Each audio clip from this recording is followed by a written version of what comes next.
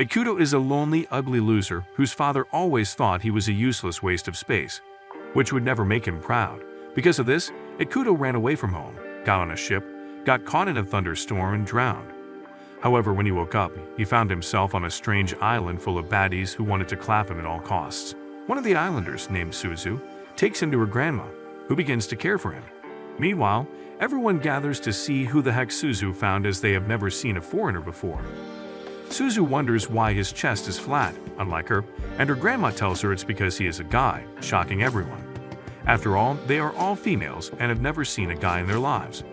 Later, when Ikuto wakes up, he is relieved he landed back in Japan after his trip, but becomes shocked when the grandma tells him that even though they are all Japanese, they have no clue where the island they are on is, as they also drifted here very long ago and haven't been able to find their way back since then. Following this, Suzu suggests he take his bath, and a few moments later, while he bathes, she appears and asks to join him, shocking him. They begin developing a shower plot, and soon, another girl named Ian joins them in the fun too, making him pass out from too much excitement. Following this, all the girls fight for his sausage, and he runs for his life before they destroy his baby-making factory. After a while of running, he asks them why the heck they are after him, and the granny tells him it's because he's the only man on the island, shocking him. However, instead of enjoying all the baddies like an average anime recap viewer, he decides to unleash his Sigma traits and grabs a boat, intending to leave the godforsaken island. They'd allow him to go without stopping him, and when he thinks they're the coolest beings he's met for releasing him that way, he faces a whirlpool that sends him back to the seashore. The granny then tells him that it's impossible to escape no matter how much he tries. Upon hearing the word impossible, he becomes enraged because his father had always called him a failure, so he begins to try again and again, but he continues failing. He soon comes up with an idea after studying how the whirlpools appear, but as he tries to put his idea to work, a big dolphin appears and crashes him into the sea. Seeing this, Suzu quickly jumps into the sea and swims after him to save his already drowning ass. After bringing him out, she shows him that the fish had saved him from a bigger whirlpool ahead, which could have actually sent him to another island in Nirvana. She officially welcomes him to the island since that's going to be his new home anyway. Following this, Suzu explains that there used to be men on the island, but a once-in-a-century tsunami occurred that wiped them all out. This makes Ikuto think that the next occurrence may be their chance at getting out of the island, but Suzu tells him not to put his hopes high just yet because the next tsunami will be in 107 years. Later that night, while Ikuto prepares to sleep, all the women suddenly appear and plan to have him to themselves, scaring him. The old granny appears and tells him this is happening because the women's instincts have awakened, so they want his sausage inside their floodgates. However, the granny comes up with an idea and tells everyone that they will choose who to have him through a hide-and-seek competition. The next morning, the competition begins and Ikuto tries his best to run from the magnum-craving bitches. They soon overwhelm him, but he keeps running until he accidentally jumps off a cliff. However, he manages to hold onto the next cliff across the river. But as he tries to climb up, he sees another girl waiting to catch him, so he decides to jump off into the river instead. The river's current carries him off until it leads to a steep waterfall, and seeing this, Suzu quickly jumps after him to save him. But before she can get to him, another girl snatches him away with her flying bird beast. However, she soon drops him off to suit himself when he declares that he is scared of heights, but unfortunately, he falls into the eastern forest, which the old granny had previously warned them not to go. The forest is filled with dangerous carnivorous plants, which immediately start to attack him, but Suzu comes to save his ass before he is isekai'd by the forest boss. She then offers to help him up, but as he almost touches her hand, he remembers that she is also part of the competition, and touching her would make her the winner. The chase continues, and the most loved boy in the world soon finds himself in the tree. The girls start to climb and almost get to him, but Akane releases a gas that instantly causes them to sleep. He manages to trick her into falling into the river, and just when he thinks that the game is over since it is now sunset, the granny appears and declares Suzu as the winner, shocking him. She explains that he had mistakenly touched her when she was saving him earlier. However, Suzu declares that she doesn't want him because he is not 6 feet with six-pack abs and six figures. She reveals that she wouldn't force him and will be patient till he picks anyone he loves among them all. The next day, while Ikuto searches his school, Suzu sees a low-budget Android phone in his bag, but she thinks it's a beautiful box, surprising Ikuto. who never realizes that these folks on the island are still in the Stone Age. After that, she stands up, preparing to go and fetch water, and Ikuto offers to follow her, not knowing he is about to be humiliated. Bro struggles to carry the buckets while Suzu lifts them like she has been doing it all her life. Ikuto complains about how heavy this is, but his ego hits zero when he sees another girl named Rin carrying a much bigger bucket, like a Supergirl ripoff. With his masculinity on the line, he picks up his buckets of water and runs off in embarrassment, but soon collapses along the way. While the two girls call him a sissy, Rin's sister, Makoto, appears and starts behaving like an unimportant anime character around her sister. Ikuto tries to maintain his steez, but Suzu tells him that Makoto won't have any interest in him because he's a few inches away from looking like a dumpster fire. He and Suzu continue the chores for the day, and after a series of work that seems too stressful for Ikuto, they head to the farm for some harvesting. They try to dig out some potatoes, but Ikuto tells them he's got Goku-level strength and can dig this shit out alone, as he was always the best at it back in school. However, dude soon realizes he was capping when he realizes he isn't as strong as he depicted. Suzu joins him, and they manage to dig one out, but upon seeing the gigantic size of the potatoes, unlike the ones he has always known, he realizes this is how big the other crops are and concludes that this is why the girls on the island are as strong as hell. Following that, they head to this farm containing mushrooms built like a male plot, and Suzu immediately goes to uproot one of them. Seeing this, Ikuto becomes excited, as he has finally gotten a chance to show his strength to the girls. However, before Suzu can stop him, he quickly jumps on one of the mushrooms and tries uprooting it, but the mushroom becomes a monster and tries eating him. Suzu tells him that some fake mushrooms are dangerous and attack humans, but the fake mushrooms die right after the attack. He tells Suzu to teach him how to identify the ones, and she gives him a tip that later shows she doesn't know what she is talking about. They tell him to use his instincts then, and seeking to impress the girls who don't even really give a shit about him, he heads over to use his inner guts, but this only got him in trouble. One of the girls tells him it's impossible for him to get the real one since he seems to be a master at identifying the fakes. He becomes mad upon hearing that word his father always used to traumatize him, and he begins to test as many mushrooms as possible but ends up failing many times over until all the fakes are completely eradicated. They thank him for at least being useful, but he feels terrible upon realizing that he is the most useless MC in anime history, and he desires another role. However, later that evening, Suzu encourages him by telling him she is happy to be living with him since she has always been lonely, and he becomes happy again, seeing that someone can bear his useless face. A couple of days later, Ayan accidentally eats of Machi's pancakes and begins to run from her. Suzu and Ikuto go to deliver radishes at the Sea Dragon Shrine, and while Suzu is away, Machi suddenly lands before Ikuto and tells him she's looking for her sister Ayan. Suzu arrives at that instant, and since Suzu loves the pancakes her mother makes, Machi offers to give her 20 of them if she helps her find her sister. Suzu heads into the forest immediately and creates a trap, but the idiot with her is clueless about whatever the hell she is doing. After setting the trap, Suzu climbs to the top of a mountain and screams that Ayan's chest is as flat as a surfboard, summoning Ayan immediately, shocking Ikuto, who then reasons that this girl is a genius. However, before Suzu can capture her, Ayan manages to escape on her beast bird, taking Ikuto with her, but on their way, Suzu appears again to capture her. However, Ayan negotiates with her and offers to give her 30 pancakes if she finds out her sister's weakness. Suzu agrees immediately and runs off to start asking everyone about Machi's weakness, but she ends up not finding any. Later, while she reports to Ayan begins to insult her sister about being an old single-ass bastard who can't attract any guy.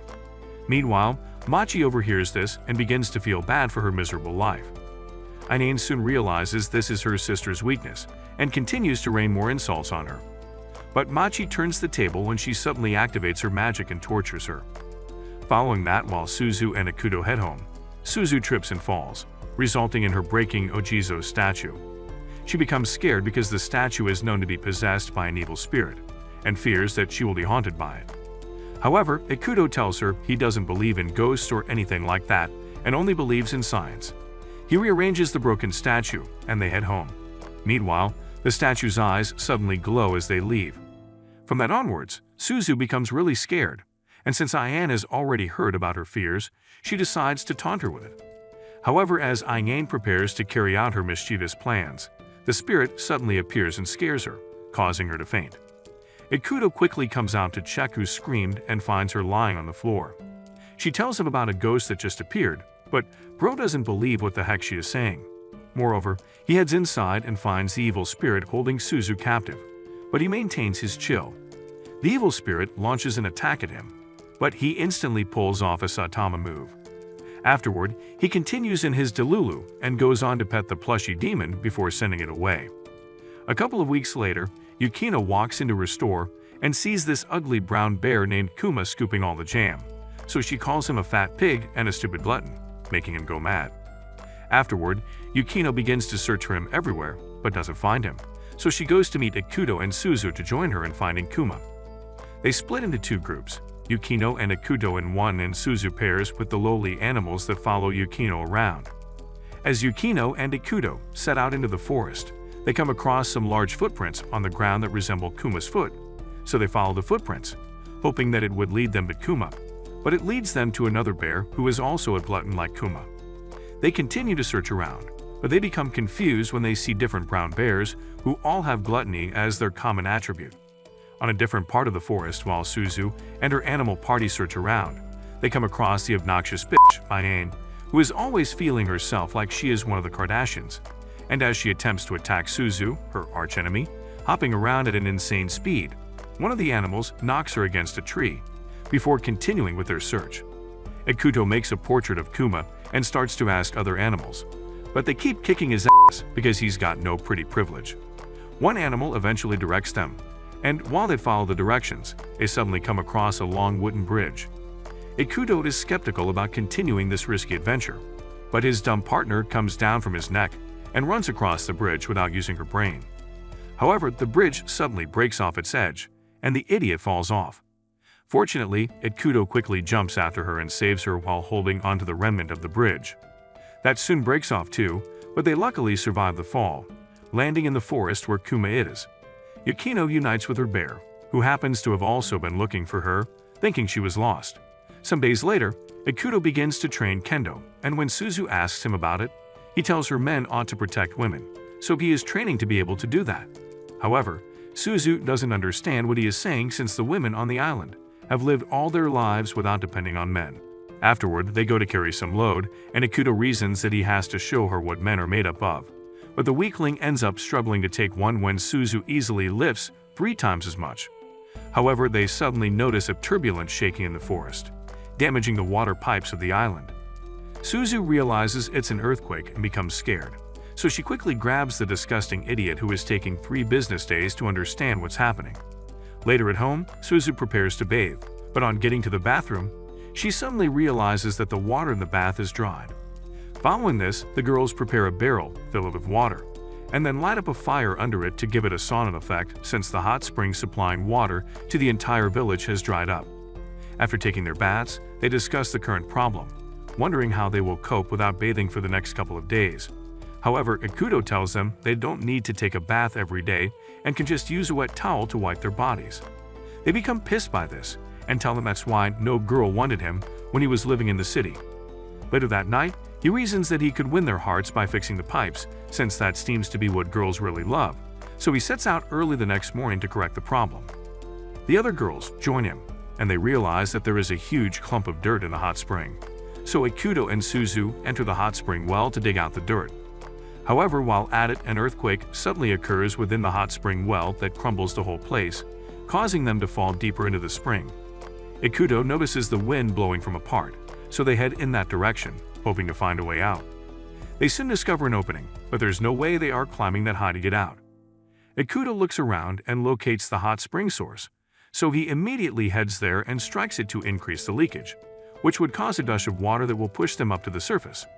Meanwhile, an eerie red-eyed beast is within the cave unknown to them. He continues striking until a large body of water breaks out and pushes them to the surface, causing them to escape the beast swirling around in the water. Afterward, they are all happy that the village's water system is back, and Suzu thanks Ikuto for being a man for her, even though she doesn't understand what that means. After a few days, Suzu and Ikuto head to the southern forest to meet her master, who is also the Lord of the East. On their way, she tells him how great of a martial artist he is, but Ikuto soon becomes disappointed when he discovers the overhyped master is just some useless little cat with two tails. The master tells them the reason he called them over is to invite them to participate in the annual survival game, which involves a fight between the dog tribe and cat tribe for the title of lord. The next day, the battle begins, and both tribes lunge toward each other. As Suzu and Ikuto run, heading to the dog leader, Ikuto slips over a banana peel and falls to the ground.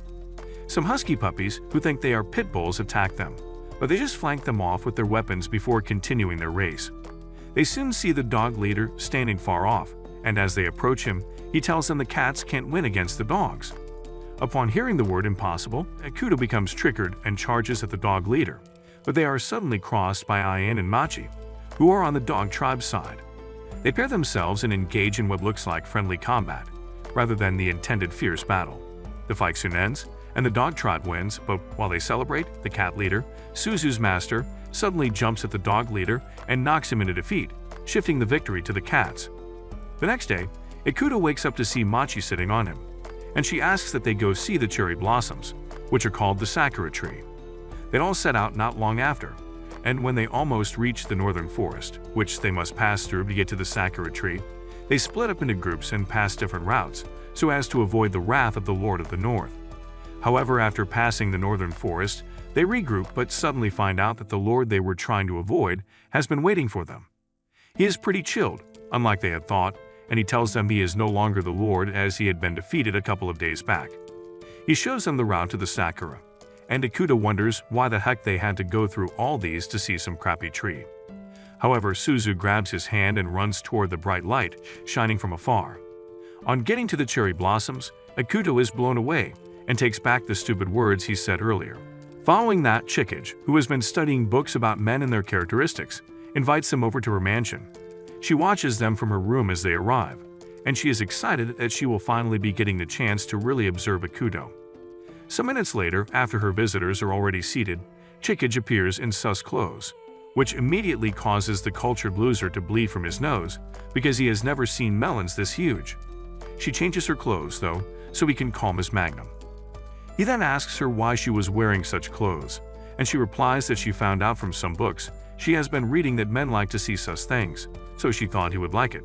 But she didn't know he was a man that finishes too quickly upon seeing something sus. He wonders how she got those books, though, and she reveals that the storm sometimes washed things to the shore. Chikage then takes them to her store to show Ikuto some other things she has found besides the books so he can help her identify them.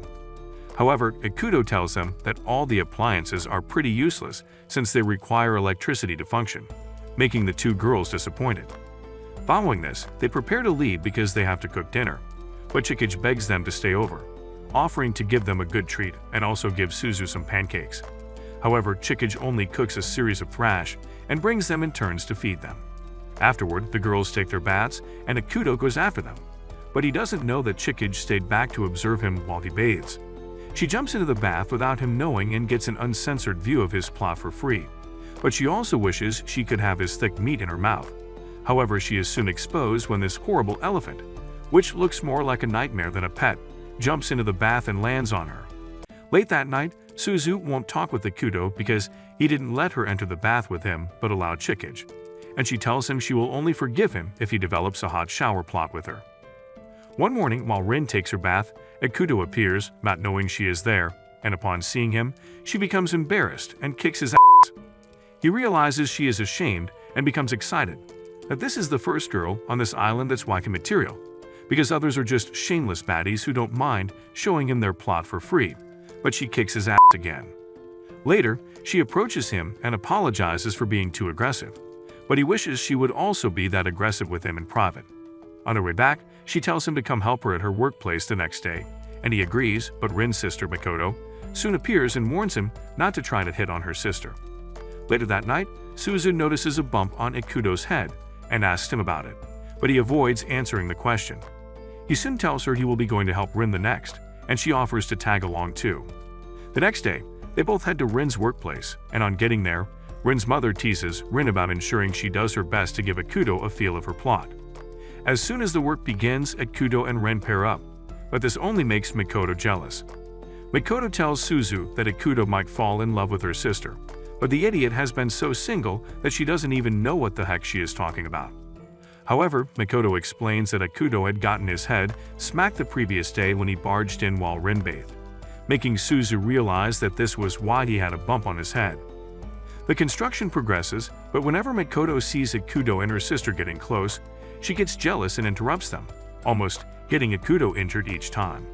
A few moments later, Rin excuses herself, and while she is away, Makoto, still angry with Ikuto for being with her sister, challenges him to a duel, but Ikuto declines. However, she tells him it's impossible for him to beat her, triggering him because of the word impossible. They both immediately unlock a carpentry cheat skill that makes them complete the whole building in a few hours because they are trying to outdo each other. Later that night, Rin feels bad that she wasn't able to impress Ikuto, and while they eat, Rin's mother teases Ikuto about marrying her daughter, but this only makes the jealous moron angry again. Some days later, it starts to rain heavily, so much so that everyone has to stay inside all through the day. Ikuto tells Suzu that they don't have holidays on rainy days in the world he came from, unlike this island where everyone stays home. After a couple of hours of staying indoors, Ikuto starts to feel useless sitting in one position and doing nothing, and he yells out in frustration, saying that he would have been training with his grandpa if he had been in his world. They wonder what they can do to keep themselves from wasting away like this and decide to play checkers. However, as they play, they get talking, but Suzu suddenly zones out in thoughts, making Ikuto wonder why she has been feeling lonely recently. She later tells him that she used to play the checkers with her mom whenever it rained when she was much younger, but her mother is no more. The other girls soon appear with different gifts, claiming it's a coincidence, but Ikuto realizes that they all came to spend time with Suzu, so she wouldn't be lonely on this kind of day. After a while, all the girls pull off their plot armor to take their bath, but Ikuto passes out on seeing the different sizes of balloons bouncing before him. Afterward, they take their leave, and Ikuto spends some time talking with Suzu about her mother. She tells him that her mother once said that one day she will find the man of her dreams and will dress in a beautiful wedding gown as a bride. She starts to sing the song her mother used to sing while Ikuto gets lost in his imagination as he thinks about both of them getting married, but she snaps him out of it by calling his name. The following week, Suzu sleepwalks into a water tank and sleeps there through the night as she dreams about developing shower plot with Ikuto. Ikuto suddenly wakes up in the middle of the night and manages to pull her stupid ass out, but she catches a terrible fever in the morning. The old granny tells him they would need ice to reduce her body temperature, making him wonder where they would get iced on this deserted island with no electricity, but the granny tells him not to underestimate the power of nature. He immediately heads out to get ice, and upon reaching the location, meets Yukino and her mother. He tells them he came to get ice, but he and Yukino realize that her disgusting mom had shaved all the ice to make ice cream before they arrived. The next option is to fetch ice from the top of Mount Fuji, so they set out immediately on the quest to get ice from the snowy tops of the mountain. And after fetching some ice, the mountain becomes really snowy. They suggest they wait for some time till the storm subsides, but Ikuto refuses and starts heading back immediately while the others remain on the mountain.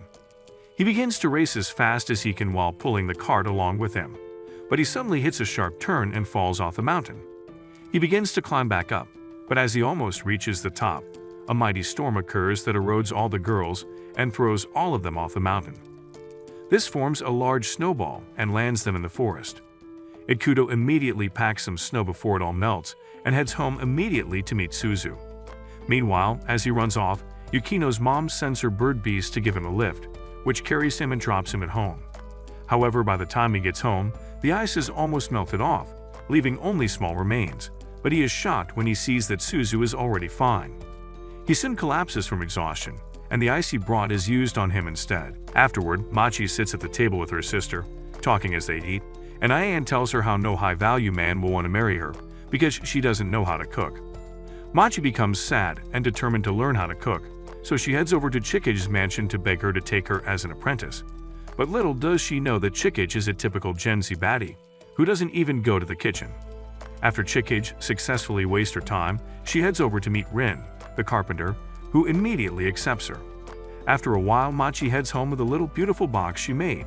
However, Ayan wonders what the heck this is and reminds the idiot that she was supposed to take cooking lessons, not carpentry. She heads back to Rin to demand that she teach her how to cook. Rin begins the culinary classes, and Machi takes her time to follow what she is being taught. Meanwhile, Suzu, Anyang, and Ikuto are talking about Machi, and an arrow is suddenly shot from afar and hits the tree right above Ikuto's head. They discover that Machi sent a letter to invite them over to have dinner at her place, as she will be preparing something delicious for them. They decide to go since they have already learned she is taking cooking lessons, and they want to try out her meal. However, on their way they meet Rin, who approaches them looking terrible and walking with a stick. They ask her what happened, and she warns them to rethink going to try out Machi's food. Ikuto and Suzu immediately try to excuse themselves, but Machi's mystical animals suddenly appear and drag them to her. Now that they are there, they have no choice but to eat the dinner they have been warned against. Machi heads into her kitchen and shuts the door, warning them not to try to peep at what she is doing. Following that, the captives begin to hear noises of knife slashes coming from the kitchen, and they wonder what is going on. They become terrified because they know Machi is a psycho, and a few moments later, she serves some creepy-looking creature and tells them to enjoy themselves. They are reluctant, but Ikuto is forced to lead them in eating the meal. However, when he eventually tries, he is shocked at how delicious it is. The others also have a taste, and they are impressed even though the meal looks like it was retrieved from a dumpster. Seeing that they love it, Machi is excited, and she goes in to bring even creepier creatures. Several weeks later, it's Suzu's ugly pet's birthday, and she tries to mold tofu to look like it. Ikuto arrives while she is at it and wonders what she is doing, to which she replies that she is trying to make Tonkatsu's birthday special. As soon as she mentions it, Ikuto immediately remembers something, and he becomes moody, making Suzu wonder what's wrong. They later try to mold the tofu but fail, and Ayan soon appears. The two girls continue their rivalry as usual, and while at it, Ikuto leaves without informing them. Suzu soon discovers he has left and finds a picture of him and a girl from his world, which Ayan immediately considers must be his lover. They head to the seashore and see him staring at the sea, so they conclude he must be missing his lover. However, when they relate this to the granny, she tells Suzu that Ikuto is probably homesick and misses his loved ones. Later that day, Suzu continues the tofu molding, and soon the other girls appear, looking for Ikuto because they want to impress him but do not find him. Suzu realizes that the picture is no longer in the book she had seen earlier and instantly fears that Ikuto is planning to return to his world. So she dashes to the shore and finds him launching out his boat.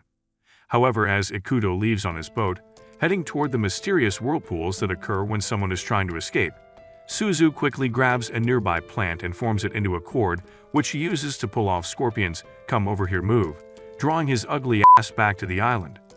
He later reveals he was only trying to send a letter, as today is also his sister's birthday and not his lover, as they thought. Following this, Ikuto helps with molding the tofu, and Tonkatsu's birthday is celebrated.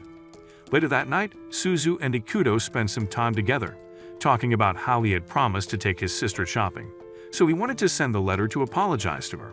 However, no matter how he tried to throw the bottle past the whirlpools to send it to the other side, it keeps coming back. Suzu encourages him to throw it one more time, and this time it passes right through it, exciting them, so they hold hands but do not kiss. The week after, an unknown burglar starts to steal different food materials around the village, and one morning, Ikuto and the girls gather to discuss the situation.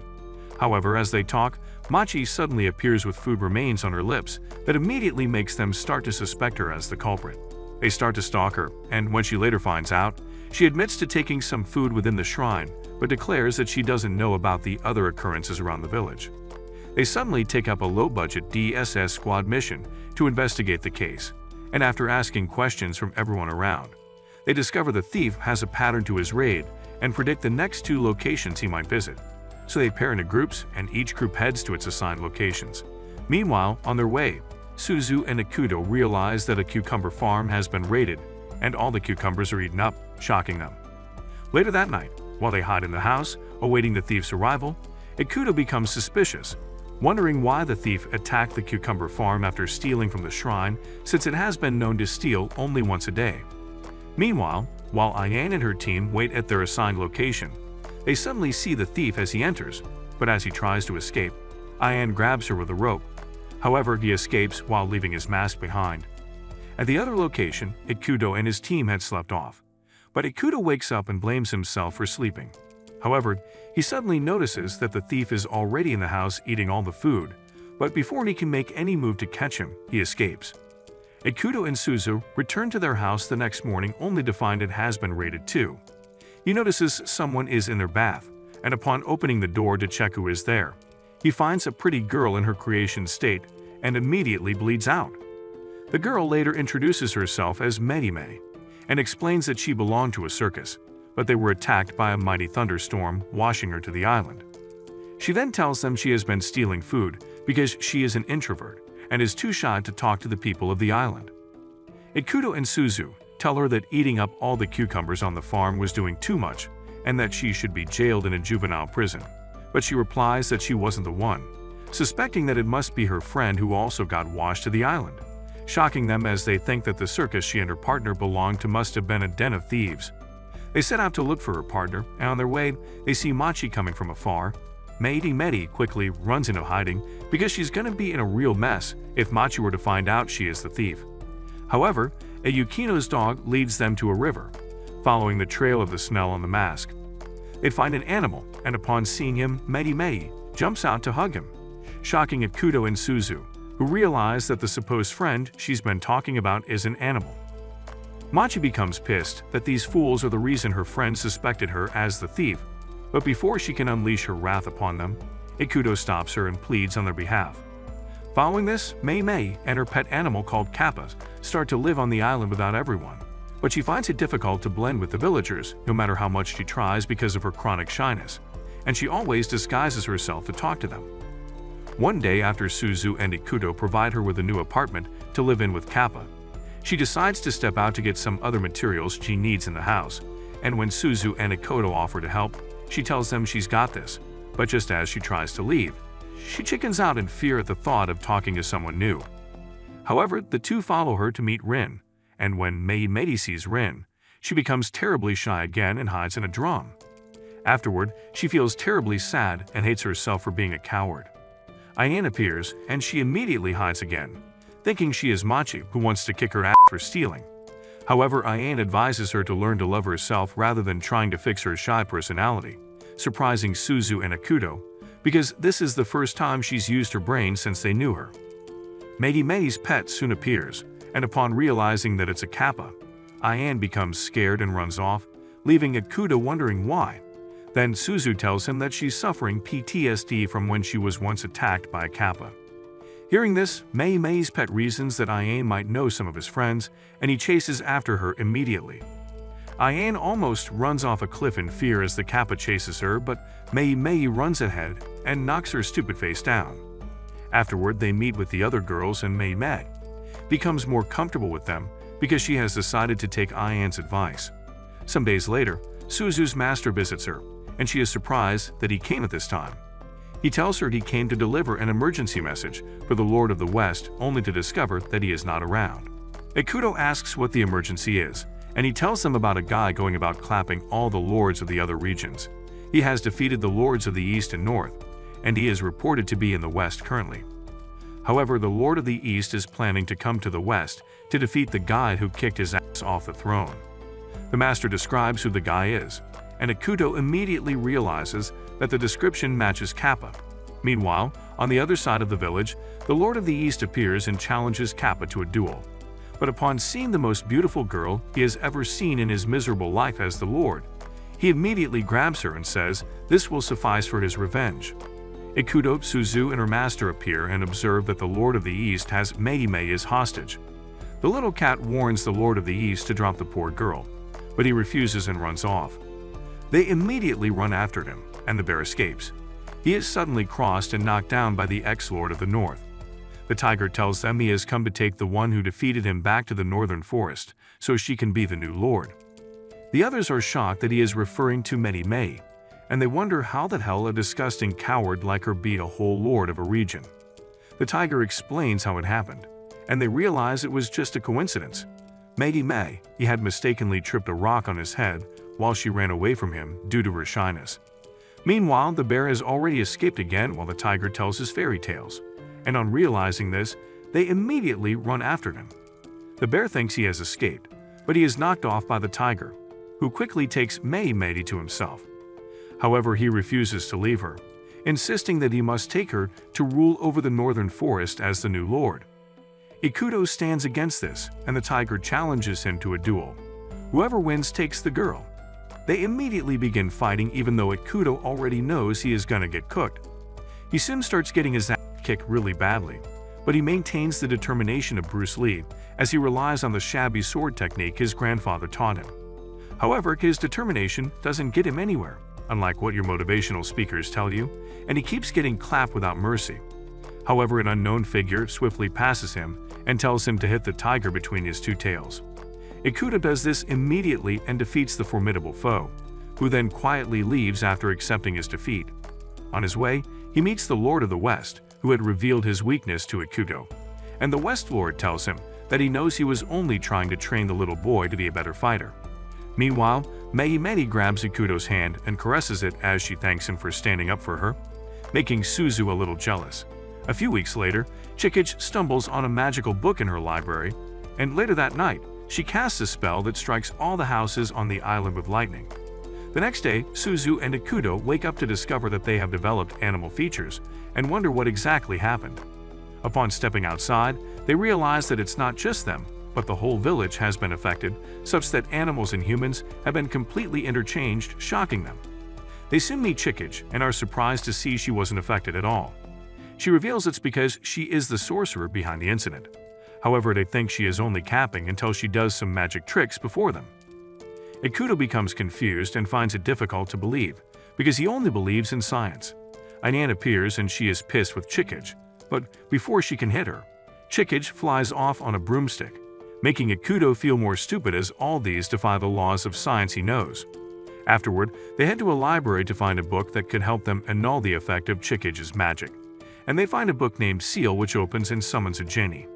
The genie gives them 7 wishes to make, and the girls begin to display their stupidity, making stupid wishes, but Ikuto still refuses to believe it's all true. The wishes soon remain 3, and they suddenly remember they can ask the genie to capture Chikage. They use the wish and an umbrella suddenly appears out. Chikage then comes over like an idiot to be captured by it. They tie her up and reprimand her for her actions, but she outsmarts them by making a wish to the genie to be freed. Now that the wish is left, they start to fight themselves to make a wish, while Ikuto just watches wondering if he should try making a wish or not to see if this is real. However, Machi arrives and asks for a cup of tea, which the genie grants immediately, totally exhausting their chances. Chikage makes a mischievous laugh and immediately casts a spell that binds them in a box. Then she plans to cut through the boxes to see if a similar trick performed by magicians is really true. Ikuto soon snaps out, and as she attempts to cut through Ikuto, her pet, which is now in human form, appears, fuming with anger because Chikage left the library in a mess. In a fit of anger, she carries a rock and knocks her down with it, immediately nullifying her magic all around the island. Meanwhile, Ikuto remains unconscious, and when he later wakes up, he sees that they are all back to normal, but the idiot immediately dismisses the whole occurrence as a dream. Following this, Suzu and Ikuto receive a letter from Mikoto telling him he is having a blind date with one of her sisters. So they set out the next day, and on their way they meet Shinobu, one of Mikoto's sisters, lying on the ground exhausted. They take her home immediately and feed her because she is broke and can't afford a meal. As she eats, she realizes that Ikuto is the swordsman she has been hearing about from her master and other lords, and she immediately challenges him to a duel. However, Bro doesn't accept because he is a top chief and doesn't want to raise his sword against a pretty girl. But Shinobu continues to pester him. He continues to decline, but Suzu soon starts to get jealous when she begins to find both of them in sus positions you can only find on OnLifeIns. She gets angry and tells Ikuto to accept the challenge so she can leave him the heck alone. The battle soon begins the next day, and Shinobu starts by unleashing several attacks at Ikuto, but he manages to dodge all like Jackie Chan. However, both of them can't win because they have very poor attack skills. Shinobu suddenly activates a powerful skill and clones herself into 7. She then unleashes more attacks at him again, but Ikuto dodges all. She charges at him again, and as she almost hits him, Ikuto takes advantage of her opening and grabs her melons for a quick squeeze, immediately weakening her. However, Ikuto starts to apologize like a simp, but Shinobu asks him what fighting technique he just used, as it almost sent her to Cloud 9. Ikuto is finally declared the winner, and Shinobu leaves after a handshake with him. few weeks later, Ikuto starts reading a horror novel and he visits Chikage to borrow the next part of the series from her library. And while he is away, Suzu receives a mysterious invitation. The next sheet, Ikuto and Medi set out to a house. Because they all received the invitation, but little did they know that this was going to be a nightmare for them. They meet a creepy AI robot built by Neuralink, who welcomes them in. Ikuto later gets talking with her and tells her about the invitation letters they received from her, but she denies it, telling him she had also received a letter from them stating that they were visiting, shocking Ikuto. Chikage soon appears and notices a crimson imprint on the letters, making her conclude the letters were sent by Beniyasha, a character in the horrors novels Ikuto has been reading, shocking him. She explains that novel is actually non-fiction, documenting the crimes Beniyasha committed 18 years ago, which put the whole village in fear, but he suddenly disappeared after some time, and no one knew his whereabouts. However, Chikage says that it could just be a prank after all, but Sakuya the robot tells them that even though it's real, she will protect them at all cost. Later, Ikuto goes to bath since all the girls have had their bath, but Ayan decides to sneak after him so she can have some sus time alone with him in the bath. However, Ikuto remembers he didn't take his towel and heads back. But Ayan doesn't realize that he has turned back, so she quickly changes her clothes and heads to the bath. She sees a guy bathing and quickly hugs him, but she shockingly discovers it's a different guy with a scary mask on, and she screams out immediately. Ikuto and Sakuya hear this, so they rush to the bath and find out she has fainted. Ayan wakes up, and on seeing Ikuto, she beats him for scaring her. But dude doesn't know what she is talking about.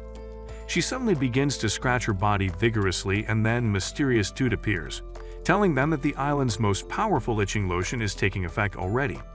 He introduces himself as Beniyasha. Ikuto asks him what he wants, and he replies that he loves to see young girls scream in fear. He then tells him that he has started with Ayan and will continue on the other girls. He says the itching will continue for the next 1 week if the antidote is not applied. Beniyasha runs off immediately and Ikuto and Sakuya chases after him, but he escapes.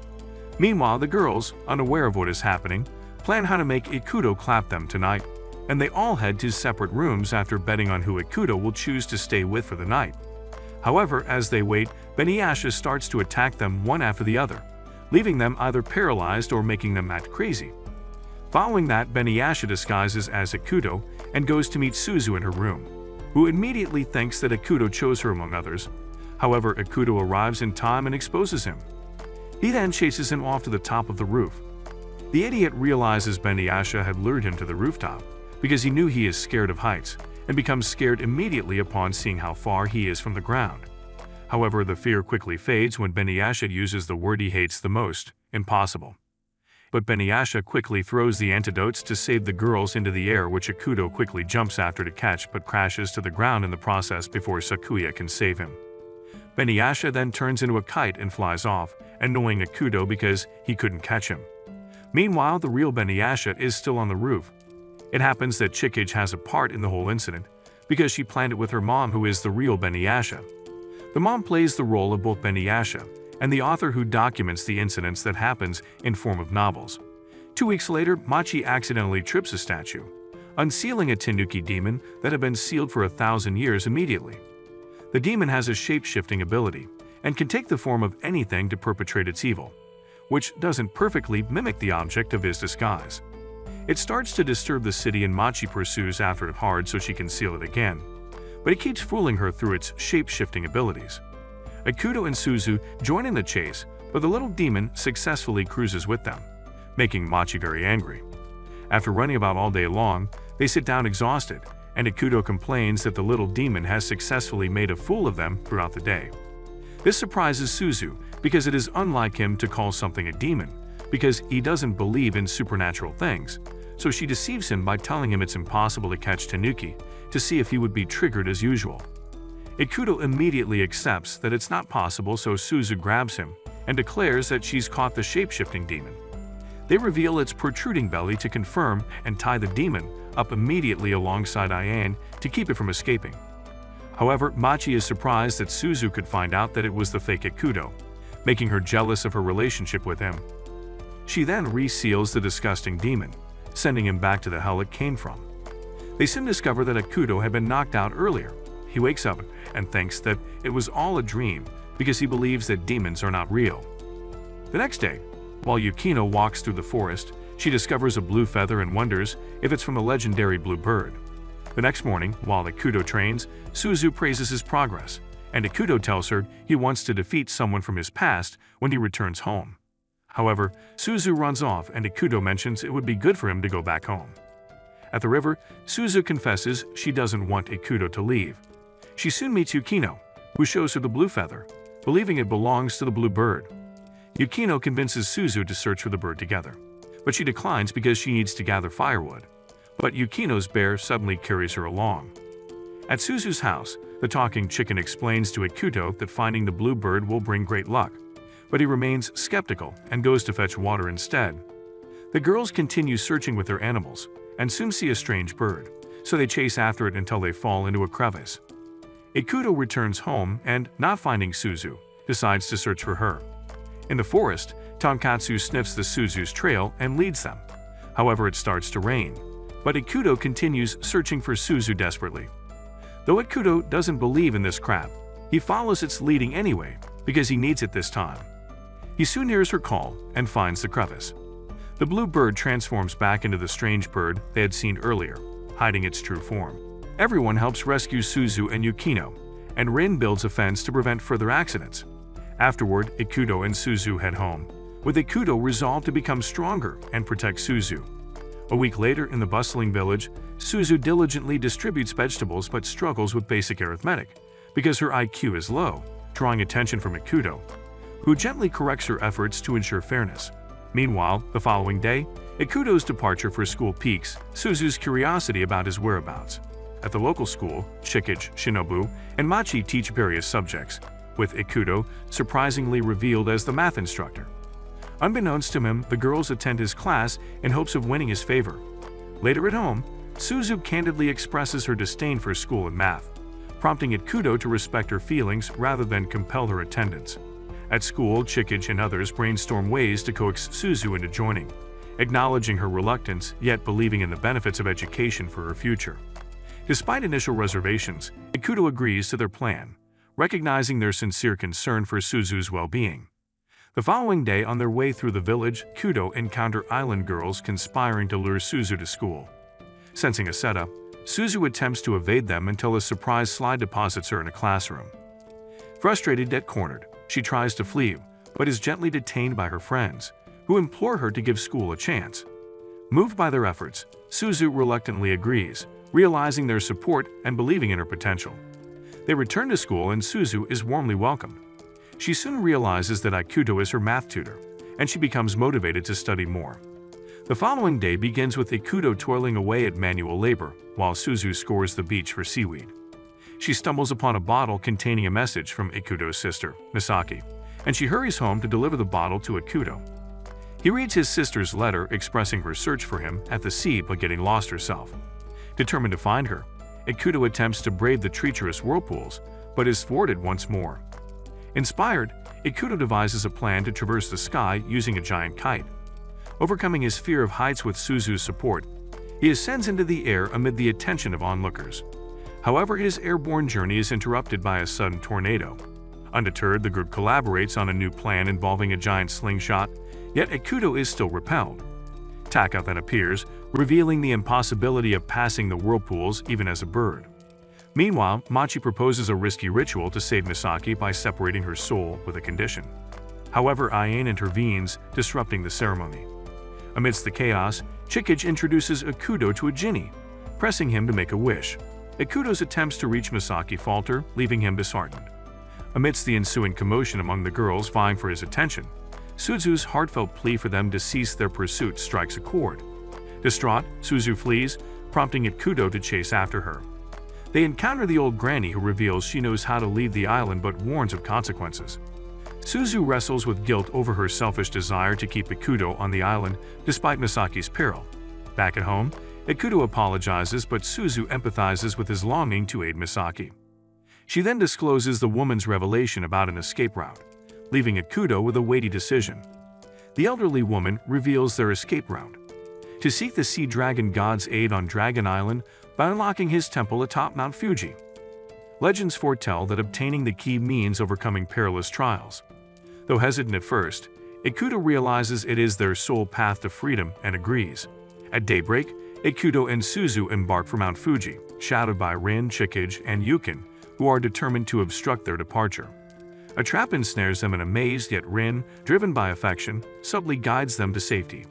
Just as they approach freedom, a door bars their way. Simultaneously, the trio closes in, triggering Chikage's scheme, unleashing a colossal boulder that threatens all in its path, including Rin and Yukino. Amidst the chaos, Ayan arrives, challenging Ikuto to a duel. Unfazed, Ikuto presses on with Suzu, evading the boulder until the arrival of Tiger, the Lord of the North, who deflects the rock towards Chikage. Grateful but wary of Tiger's true intentions, they learn of the island's 4 guardians who safeguard the sea dragon god. Mei intervenes, aiding them against Tiger. Their unity prevails momentarily until Mei and Tono confront Tiger directly. Further ahead, they confront the Lord of the East, bribed by Machi, to impede their progress. Shinobu inadvertently aids them and begins fighting the Lord of the East instead, which allows Suzu and Ikuto to continue their journey, encountering Suzu's master in disguise, his duplicates posing further challenges until Ikuto discerns the real one by his dual tails. Upon scaling Mount Fuji's summit, they discover the elusive key, only for Courage to reveal himself as the West's leader and claim it. Determined, Ikuto faces Courage in combat, initially overwhelmed but buoyed by Suzu's sacrifice. Their struggle culminates in Ikuto's victory, seizing the key and affirming his resolve to depart thee. On Dragon Island, they finally arrive at the temple of the sea dragon god, armed with a mysterious key. As they descend the ancient stairs, a piercing scream shatters the solemn air, initially mistaken for the god's voice, but it's Ayan, who had sneaked onto the island and comically got her head stuck against the ceiling. Meanwhile, Ikuto and Suzu reach the temple's bottom, discovering a profound lake where the sea dragon god supposedly dwells. Unbeknownst to them, Ayan stealthily dives into the lake depths to make her secret wish to the god, inadvertently triggering a chaotic series of events. Inside the underwater cave, Ayan unwittingly grabs what she thinks is a rope, but turns out to be the whisker of the sea dragon god, causing it to break apart. As Ayan emerges from the lake amidst the collapsing temple, their group realizes her unwitting interference. Amidst the ensuing rainstorm, the island girls celebrate Ayan's unwitting disruption of Ikuto's departure plans, believing it ensures he'll stay and choose one of them. Simultaneously, Machi observes through Shikigami that Ikuto heads towards the sea in a small boat.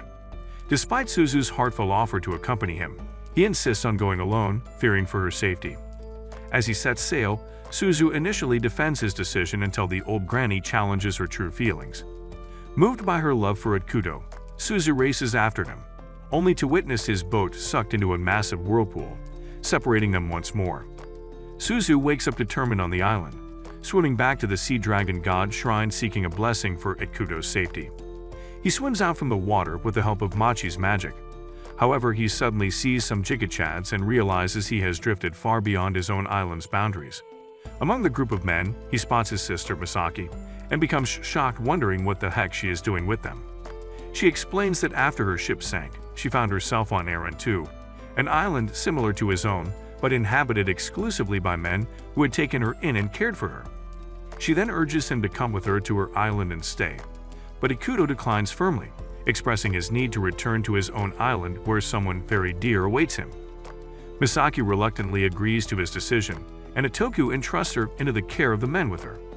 They give him a boat to make the journey back, and as he ventures closer, fierce waves obstruct his return, making it seem impossible to reach his destination. But he thinks about Suzu and becomes determined to get back to her by all means. He faces the treacherous sea and is swallowed by the fierce whirlpool once again. After a while, the storm subsides and Suzu encounters Ikuto washed ashore unconscious. Overjoyed, she embraces him, while the granny immediately announces the commencement of the second part of the hide-and-seek competition, and all the island girls start chasing him immediately. The end. Would you love to be on this kind of island with all the chicks after you? Comment below. If you like anime recaps like this, then watch this video right here.